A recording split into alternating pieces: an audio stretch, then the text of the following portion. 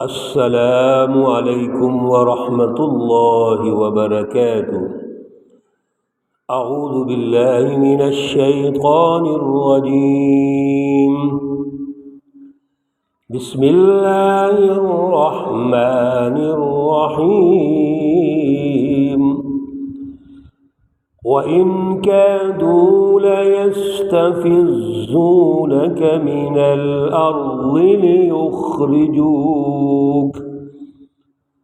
لِيُخْرِجُوكَ مِنْهَا وَإِذًا لَّا يَلْبَثُونَ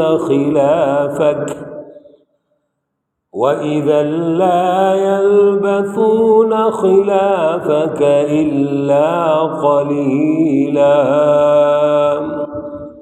صدق اللہ العلی العظیم۔ اللہم صل علی سیدنا ومولانا محمد النبی الأمی وعلى آلہ واصحابہ وبارک وسلم وصلی علیہ۔ معزز خواتین و حضرات، اللہ رب العزت کی اس کتاب مقدس کا پارہ نمبر 15 ہے، سورہ بنی اسرائیل ہے، اور آیات مقدسہ نمبر 76 اور 77 ہیں۔ اللہ رب العزت ان آیات کا فہم، شعور اور اعلیٰ نظریہ عطا فرمائے، اور عمل کی توفیق اور صلاحیت عطا فرمائے۔ بڑی اہم رہنمائی اللہ رب العزت کی آج کل ان آیات مقدسہ میں ہمیں مل رہی ہے، اور خصوصاً ربیع الاول کے عنوان سے جس طرح اجتماعات، پروگرامز، مجالس منعقد کی جا رہی ہیں، ہمیں یقیناً ان کو سمجھنا چاہیے کہ آپ صلی اللہ علیہ وسلم کی جو سیرت ہے وہ آج ہمیں عملی زندگی کے اعتبار سے سمجھنی چاہیے، اور اللہ رب العزت ہر روز ہمیں جو رہنمائی دے رہے ہیں، ہم حضور کی سیرت روزانہ پڑھ رہے ہیں، سن رہے ہیں، مطالعہ کر رہے ہیں۔ میرے عزیزو، ضرورت اس بات کی ہے کہ ہم اس پر عمل کتنا کر رہے ہیں۔ اصل چیز تو عمل ہے۔ پیارے رسول اکرم صلی اللہ علیہ وسلم کی نیکی، آپ کے تقویٰ کے بارے میں ہمارا یہ ایمان ہے کہ اس روئے زمین پر سب سے مبارک ہستی، معتبر ہستی، معصوم ہستی، حتیٰ کہ انبیاء علیہ السلام کے بھی سردار، خاتم النبیین اور قیامت تک آنے والی ہستی، وہ حضور نبی اکرم صلی اللہ علیہ وسلم۔ آپ کا تقویٰ تو اتنا اونچا ہے کہ حضور اکرم صلی اللہ علیہ وسلم جب عبادت کرتے ہیں، رات کو اللہ کی عبادت کرتے ہیں، تو اتنی گہرائی کے ساتھ، محبت کے ساتھ، اور پھر مشقت کے ساتھ اللہ کی عبادت کرتے ہیں۔ خود اللہ کو کہنا پڑا، یا ایھا المزمل قم اللیل الا قلیلا نصفہ او انقص منہ قلیلا۔ اے پیارے رسول اکرم صلی اللہ علیہ وسلم، اتنی لمبی آپ عبادت کرتے ہیں، ساری ساری رات کھڑے رہتے ہیں۔ آپ رات کا کچھ حصہ عبادت کر لیں، آدھی رات کر لیں۔ آپ صلی اللہ علیہ وسلم کے تقویٰ کے بارے میں کتنا اونچا تقویٰ ہے، ہمارا ایمان ہے، لیکن آپ کی زندگی کتنی جد و جہد والی ہے، کتنی محنت اور مشقت والی ہے۔ اور اللہ نے آپ کو جو ٹاسک دیا، نبوت ملنے کے بعد قومی نظام کی تشکیل اور پھر بین الاقوامی نظاموں کی تشکیل، آپ صلی اللہ علیہ وسلم نے رائی کے برابر بھی کوئی سستی نہیں کی، غفلت نہیں کی۔ آپ صلی اللہ علیہ وسلم نے رات دن ایک کر کے اس اللہ کے آرڈر کو، حکم کو پورا کیا ہے۔ تو جب میرے پیارے رسول اکرم صلی اللہ علیہ وسلم کی زندگی مبارک اتنی جد و جہد اور محنت والی ہے، تو ہم کیا سمجھتے ہیں کہ صرف دعاؤں کے ذریعے سے تبدیلی لے آئیں گے، صرف مختلف مجالس منعقد کر کے، کچھ تقاریر کر کے، سن کے ہم تبدیلی لے آئیں گے؟ یہ کیسے ممکن ہوگا؟ یہ اسوہ رسول اللہ نہیں ہے۔ اسوہ رسول اللہ آپ سن رہے ہیں، اللہ رب العزت نے جو گزشتہ درس میں رسول اللہ صلی اللہ علیہ وسلم کو رہنمائی دی، وہ عملی جد و جہد کی تھی کہ آپ نے کفار مکہ اور مشرکین مکہ جو بھی ماحول بنائیں، چالیں کریں، لالچ دیں، پروپیگنڈا کریں، آپ نے اس کی زد میں نہیں آنا۔ آپ کا جو مشن ہے اس میں نکھار رہنا چاہیے، ان تمام پروپیگنڈے اور ماحول سے دور رہنا چاہیے۔ اور اگر کبھی انسانیت کے عنوان سے، رشتہ داری کے عنوان سے دل میں بات آ بھی جائے تو یاد رکھیے ہم آپ کے پیچھے ہیں، آپ کو ثابت قدم رکھیں گے، آپ کو قوت دیں گے، آپ اپنے مشن پہ ڈٹے رہیے۔ میرے پیارے رسول اکرم صلی اللہ علیہ وسلم کو اللہ الرٹ کر رہے ہیں۔ ہم کیا ہیں؟ ہم تو چند ٹکوں کی بنیاد پر کمپرومائز کر لیتے ہیں، لالچ کی بنیاد پر، مفادات کی بنیاد پر، انفرادی لالچ، انفرادی مفادات جن کی کوئی اہمیت اور حیثیت نہیں ہے۔ ہمارا جو مائنڈ سیٹ ہے وہ اتنا گیا گزرا ہے کہ ہم چھوٹی چھوٹی باتوں پہ کمپرومائز کر لیں گے، جھک جائیں گے، بک جائیں گے۔ میرے عزیزو، رسول اللہ صلی اللہ علیہ وسلم کی سیرت کیا ہے؟ آج اللہ رب العزت آیت مقدسہ نمبر 76 میں رسول اللہ صلی اللہ علیہ وسلم کی پھر تائید فرما رہے ہیں، پھر کفار مکہ اور مشرکین کو چیلنج کر رہے ہیں۔ وَإِن كَادُوا لَيَسْتَفِزُّونَكَ مِنَ الْأَرْضِ، ان کا خیال یہ ہے کہ آپ کو مختلف تکلیفیں پہنچا کے، آپ کے ساتھیوں کو تکلیفیں پہنچا کے، آپ صلی اللہ علیہ وسلم کو اذیتیں دے کے، پریشان کر کے اس زمین سے نکال دیں گے۔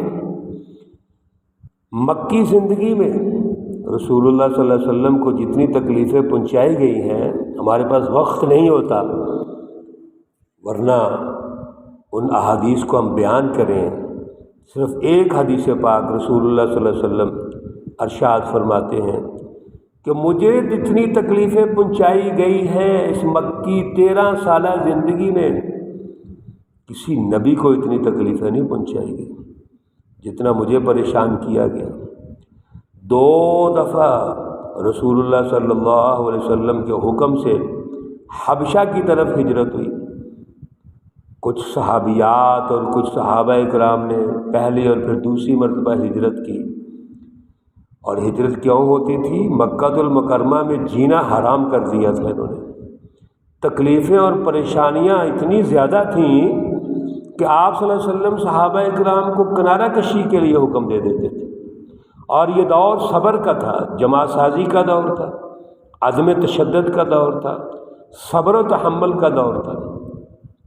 حضور نبی اکرم صلی اللہ علیہ وسلم کو پھر خود ہجرت کرنی پڑی، جو ہجرت مدینہ ہے۔ اللہ رب العزت نے فرمایا لِيُخْرِجُوكَ مِنْهَا، ان کا خیال یہ ہے کہ آپ کو بھی یہاں سے نکال دیں، اور بالآخر نکال دیا۔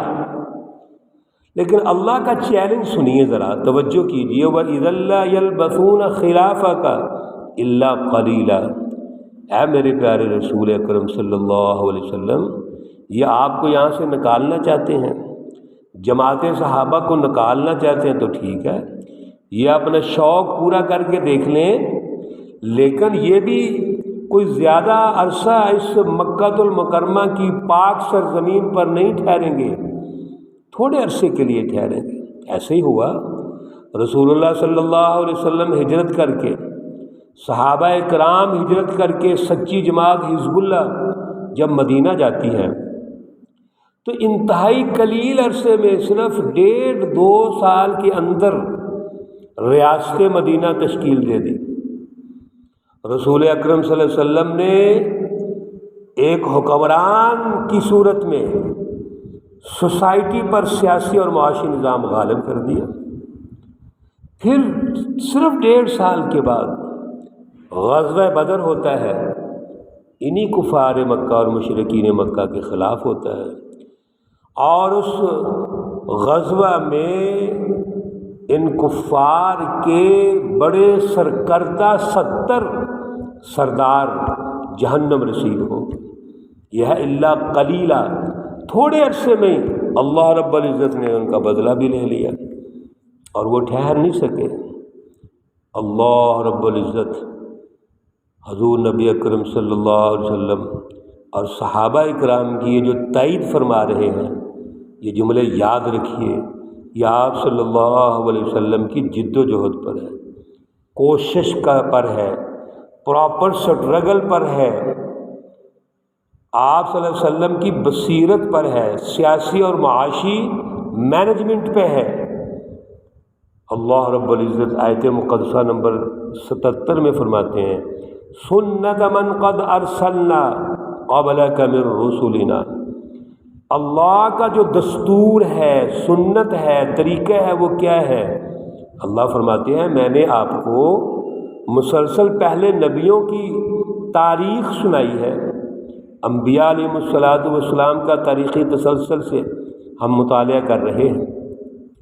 پہلے انبیاء میں بھی یہی تھا کہ جب انہوں نے نبیوں کا انکار کیا، نبیوں کو اپنے ملکوں سے نکالا، کوشش کی کہ نبیوں کو قتل کر دیں، ان کو ہر اعتبار سے جو بھی کوئی جرم ہوتا ہے نبیوں کے ساتھ انہوں نے وہ معاملہ کیا، تو اللہ نے ان کو تباہ کر دیا۔ وَلَا تَجِدُ لِسُنَّتِنَا تَحْوِيلًا، اور اللہ کی یہ سنت ہے، یہ دستور ہے، طریقہ کار ہے، یہ کوئی تبدیل تو نہیں ہوتا، ہر نبی کے ساتھ ایسے ہی ہوا۔ رسول اللہ صلی اللہ علیہ وسلم کے ساتھ جب ان کفار مشرکین نے انتہائی سخت معاملہ کیا اور پھر مکہ المکرمہ سے نکلنے پر مجبور کر دیا، تو اللہ نے تھوڑے عرصے میں ہی ان کو شکست دے دی۔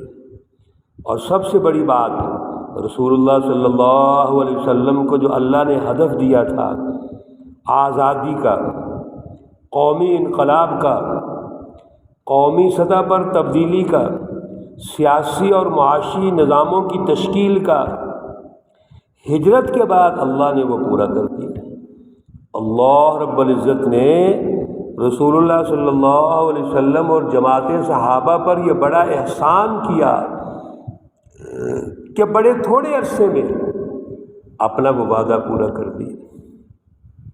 محترم عزیزو، دور حاضر میں بھی یاد رکھیے اللہ موجود ہے، وہی اللہ ہے، اور قیامت تک وہی اللہ رہنا ہے۔ اور اللہ کی جو پالیسی ہے سچی جماعتوں کے متعلق، وہ پہلے بھی وہی تھی، جیسے اللہ نے فرمایا سنت من قد ارسلنا قبلک من رسلنا، اور رسول اکرم صلی اللہ علیہ وسلم اللہ کے آخری نبی ہیں، چنانچہ آپ صلی اللہ علیہ وسلم تک حزب اللہ کے ساتھ جو اللہ کی پالیسی ہے، دستور ہے، سنت ہے، سنت مطہرہ ہے، تو ان کو غالب کرنا ہے، لیکن اس کے پیچھے ان کی جد و جہد ہے، صبر ہے، استقامت ہے، وقت کے فرعون کا مقابلہ ہے، وقت کے طاغوت کا مقابلہ ہے، اس سے کمپرومائز نہیں، جھکنا نہیں، بکنا نہیں۔ یہ جتنے اصول و ضوابط ہیں، جب ان سچی جماعتوں کے مطابق آج بھی ہمارے ہوں گے، اللہ کا دستور وہی ہے کہ آج بھی اللہ کامیاب کریں گے۔ ہمیں آج ضرورت ہے مستقل جد و جہد کی، ضرورت ہے آج کے طاغوت کو سمجھنے کی، آج کے فرعون کو سمجھنے کی، آج کے نمرود کو سمجھنے کی، آج کے سامراجی نظاموں کو سمجھنے کی ضرورت ہے۔ آج اسی طرح جد و جہد کرتے ہوئے اسوہ رسول اکرم صلی اللہ علیہ وسلم کو زندہ کرتے ہوئے قوم کو آزادی دلانے کی، سیاسی اور معاشی عدل کے نظام قائم کر کے ظلم کے ختم کرنے کی آج بھی ضرورت ہے، قیامت تک ضرورت رہے گی، اور یہ سچی جماعتیں کریں گی۔ یاد رکھیے یہ کفار، منافقین، مشرکین آج بھی ناکام ہوں گے۔ اللہ رب العزت ہمیں توفیق عطا فرمائے۔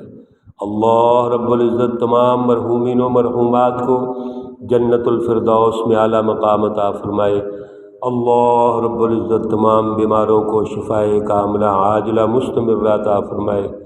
ربنا تقبل منا انك انت السميع العليم وتب علينا انك انت التواب الرحيم، وصلى الله تعالى على النبي الأمي محمد وعلى آله واصحابه اجمعين برحمتك يا ارحم الراحمين۔ السلام علیکم ورحمۃ اللہ وبرکاتہ۔